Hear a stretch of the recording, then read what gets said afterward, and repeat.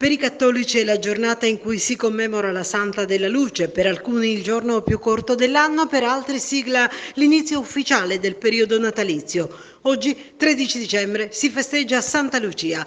Il detto Santa Lucia, il giorno più corto che ci sia, risale a ben 5 secoli fa, cioè prima del 1582.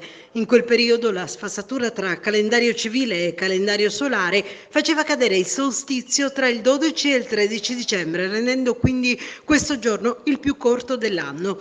Con la riforma del calendario il solstizio passò al 21-22 dicembre, facendo perdere al giorno di Santa Lucia quel primato di giorno più corto dell'anno. Festa religiosa dalla forte tradizione che alle processioni e alle messe in onore della Santa si associa storie e consuetudini alimentari. Santa Lucia nacque a Siracusa nel 283 e fu decapitata proprio il 13 dicembre del 304. È la santa protettrice della vista a cui furono strappati gli occhi o, secondo altre leggende, fu lei stessa a strapparli.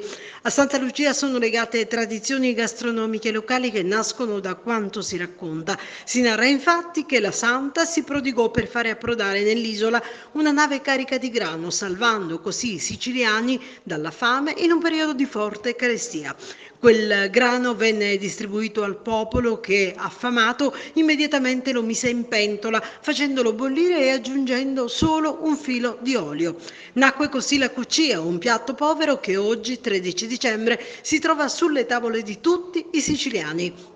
La cucia viene gustata nella versione originale, ma anche in altre squisite varianti dolci che la vedono miscelata con crema di latte, cioccolato, crema di ricotta, canditi e scorzette d'arancia.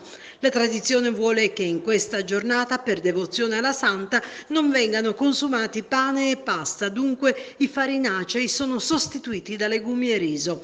Per questo in Sicilia è il giorno in cui le tavole vengono imbandite con le arancine, che trionfano nella loro ricetta tradizionale ripiene di ragù di carne o prosciutto e mozzarella, ma anche in altre prelibate elaborazioni gastronomiche che gli chef siciliani ne hanno concepito.